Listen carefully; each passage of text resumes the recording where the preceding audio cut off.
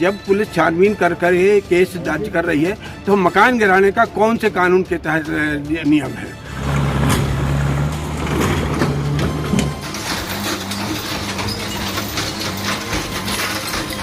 मध्य प्रदेश के सागर के बहुचर्चित कनेरा देव हत्याकांड मामले में बीते दिन प्रशासनिक अमले की कार्रवाई के बीच पहुंचे पूर्व सांसद दादा लक्ष्मी नारायण यादव ने आज सफाई देते हुए कहा है कि वह किसी भी स्तर पर आरोपियों या उनके कृत्य के समर्थन में नहीं है। उनका कहना है कि बीते दिन मामला आरोपियों के परिजनों की प्रॉपर्टी को डिसमेंटल करने का था, तो उनका मानना है कि किसी अपराध में लिप्त व्यक्ति की प्रॉपर्टी को नुकसान पहुंचाने का यह चलन ठीक नहीं है। अगर ऐसा होता है तो फिर कोर्ट का मतलब ही खत्म हो जाएगा।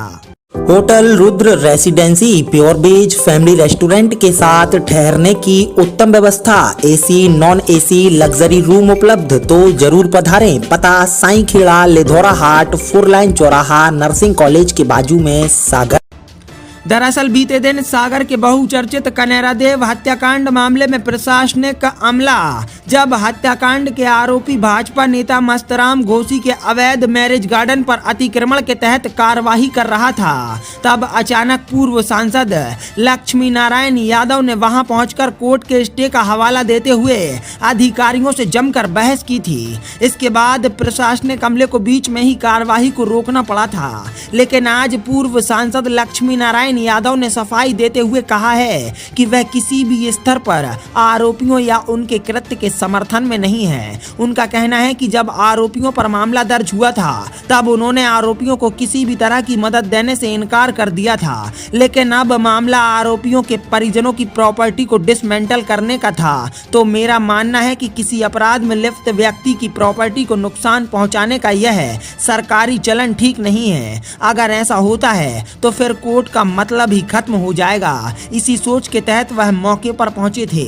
और कोर्ट के स्टे का हवाला देकर नगर निगम के अधिकारियों से उन्होंने बातचीत की थी।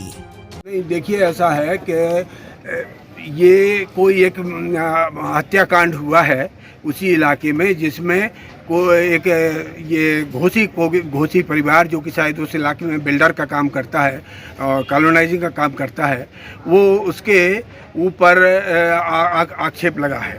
भाई ये मुझे पूर्व से ज्ञात था। वे लोग मेरे पास आए भी थे, पर मैंने उसमें कहा कि देखिए पुलिस जो छानबीन कर रही है उसे छानबीन करने दिया जाए और इसमें किसी प्रकार का मैं बीच में नहीं बोलूँगा। अब अचानक एकदम कल सुबह वो लोग रोते हुए मेरे पास आए कि साहब हमारा तो मकान गिराया जाने लगा है। उसमें जब पुलिस छानबीन कर ये केस दर्ज कर रही है तो मकान गिराने का कौन से कानून के तहत नियम है? और ये आज चूँकि मेरे मन में बहुत दिन से यह वेदना थी कि सारे देश में इस कुछ पिछले 5-7 सालों में एक नया पैटर्न चल गया है कि मकान गिरा दो, इसका मकान गिरा दो। हमको कई बार बहुत दबाव में आ जाते हैं हम, जब गांव से लोग फ़ोन करते, दादा हमने हम ये हत्याकांड होगा, हमने अर्थी सड़क पर रख ली है, अब हम इनको मकान गिरावे की बात कर रहे हैं, आप आ जाओ हमारी मदद कर दो। ठीक बात है, वो चूँकि वो मेरे पास आए इसलिए मैं उनके पास पहुंच गया। एक बात। दूसरा ये कि अगर था तो क्या आपने पहले उनको नोटिस दिया था कि इसको गिरा दिया जाए? कानून से मैं पूर्णतः कोई भी कानूनी कार्रवाई में अगर मैं कभी बोलता हूँ, किसी भी स्टेज पे बोलता हूँ, 62 साल में मैंने कभी किसी अपराधी को बचाने की कोशिश नहीं की। हमेशा पुलिस से कहता हूँ कि कानून के मुताबिक काम करो, हमें कोई चिंता नहीं। और हम आप इतनी हिम्मत रखते हैं कि हम ये कह दें कि साहस रखते हैं कि हम ये कह दें कि नहीं गलत काम किया है तो उसके शायद निगम आय से। मैंने कहा कि वो असल में उसमें ये तो एक और बड़ा हमको दिख रहा था, गलत काम दिख रहा था। जब हाई कोर्ट ने स्टे कर दिया, अब हाई कोर्ट से ऊपर हो जाएगा फिर तो कोई व्यवस्था चलेगी नहीं अगर हम हाई कोर्ट के आदेशों को इस प्रकार से अवहेलना करेंगे।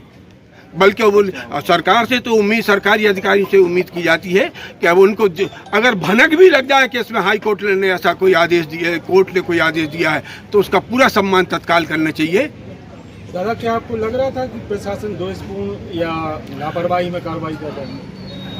अब चूंकि जिस प्रकार से कार्रवाई हो रही थी तो मुझे लगा कि दोषपूर्ण कार्रवाई है, क्योंकि मकान गिराना तो किसी का उसका वो कोई आदेश होगा ही नहीं और रहा ही नहीं होगा।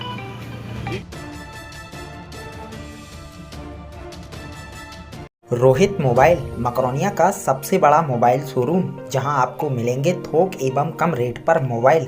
तो आधार कार्ड लाएं और 5 मिनट में मोबाइल ले जाएं। हमारा पता है खाद गोदाम के बाजू से, मकरोनिया चौराहा, सागर।